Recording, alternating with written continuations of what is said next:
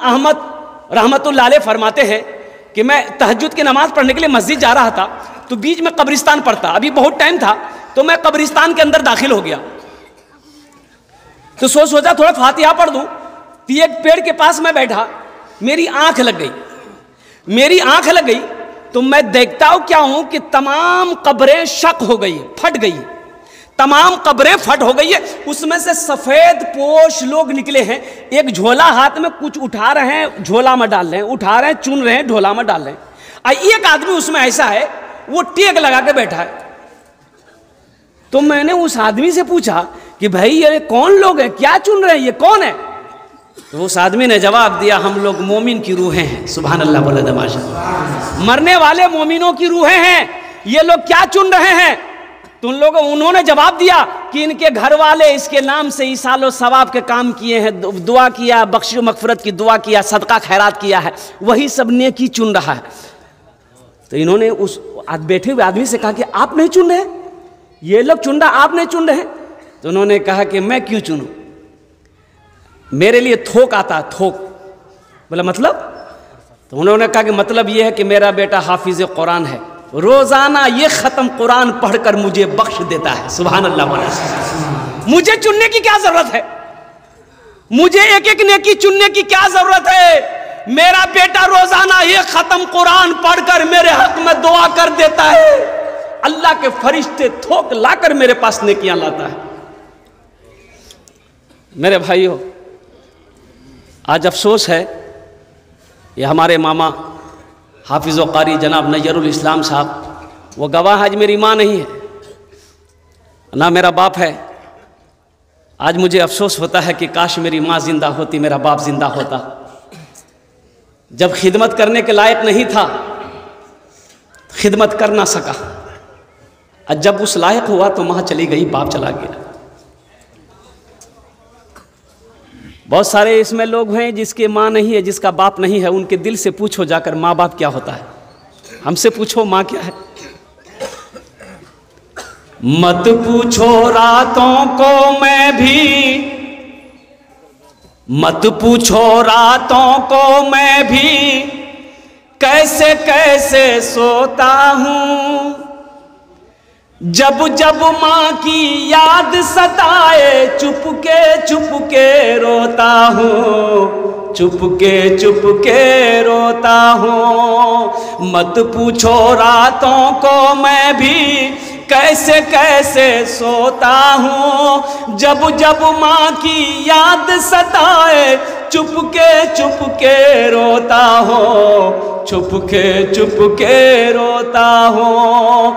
है दर माँ के चरणों में, तन मन धन कुर्बान है। जो माँ की ममता ना समझे, वो कितना नादान है, वो कितना नादान है।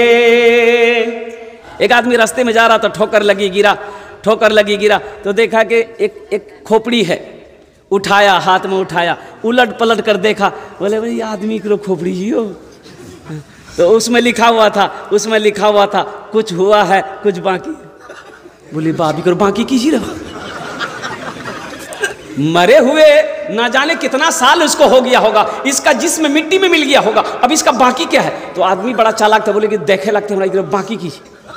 रुमाल में लपेटा, घर लेके आया, अलमारी खोला, अलमारी में रख दिया। सुबह शाम 2 टाइम अलमारी खोलता तो देखता था कि अभी तक कुछ हुआ कि नहीं हुआ। देख के नहीं ब्रिज रखे था।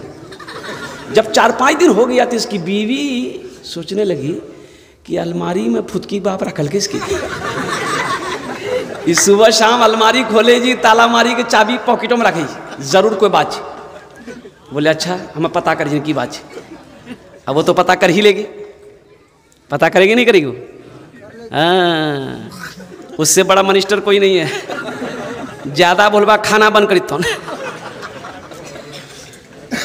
अब वो था ना, एक दमिश्क की मस्जिद में एक इमाम साहब तकरीर कर रहे थे, आलिम साहब, लोगों को कह रहे थे कि लोगों नमाज पढ़ोगे, ए बेटा बैठ जाओ, कि लोगों नमाज पढ़ोगे 2-4 शैतान तुम्हारे पीछे पड़ेंगे। हज करने का इरादा करोगे, 2-4 शैतान तुम्हारे पीछे पड़ेंगे। कुरान पढ़ोगे, 2-4 शैतान तुम्हें रोकेगा। लेकिन जब कोई मुसलमान, जब कोई मोमिन सदका करने का इरादा करता है तो उसके पीछे 70 शैतान लग जाता है। कितना शैतान लगता है? तो आलिम साहब ने कहा कि इस मजमे में कोई ऐसा नौजवान है जो 70 शैतान को हरा दे? है कोई ऐसा नौजवान? एक नौजवान खड़ा हुआ, बोला कि शैतान की ऐसी की तैसी। कौन शैतान जिया? वो गया घर, आटा का बोरा खोला, झोला में आटा निकाला, बोला कि आज हम सदका करेंगे। देखे 70 शैतान कैसे रोकता हमको। आज जिरंग को झोला लग निकल ले ना, बीवी आपी का गुम खराब है। बोले कहाँ जी आटा लगा? बोले मैं सदका करे लीजिए। बोले और कोई काम तो मिली हमने तोरा, एक तो घर में कुछ आ नहीं जाने और रख लो आटा लगी जी, सदका करे ली। चुपचाप मारे रखा आटा ले आके चुपचाप आटा रखी दिली।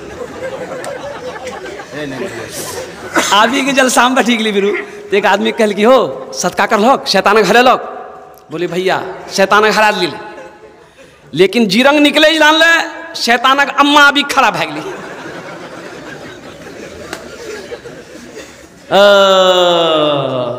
शैतान ने मुझे हरा दिया, शैतान की अम्मा ने मुझे हरा दिया, शिकस्त दे दिया।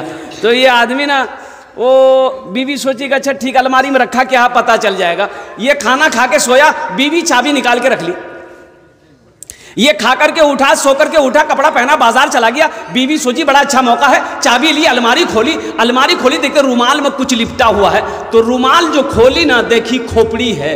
तो बीवी बोली ओ ये जादू सीखे जी, हमरा भगावेली, इकर जादू में खत्म कर दी। वो ले लेके खोपड़ी डाल के उखरी में दे समाट, दे समाट, इतना समाट मारा उसको भूसा बना के तालाब में फेंक दिया। ये बेचारे शाम को आए, चाबी ढूंढ ले। बीवी बोली चाबी लीजिए। चाबी लिया, अलमारी खोला, ना रुमाल है ना खोपड़ी है।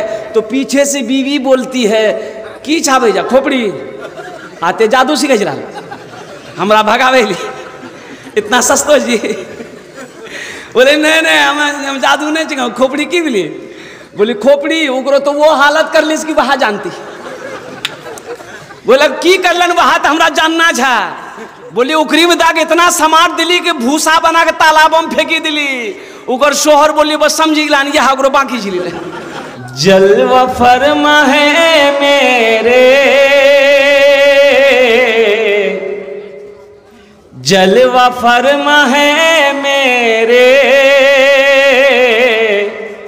मुस्तफा मदीने में, मुस्तफा मदीने में। जलवा फरमा है मेरे, जलवा फरमा है मेरे, मुस्तफा मदीने में। जलवा फरमा है मेरे, मुस्तफा मदीने में। जलवा फरमा है मेरे, मुस्तफा मदीने में, मुस्तफा मदीने में।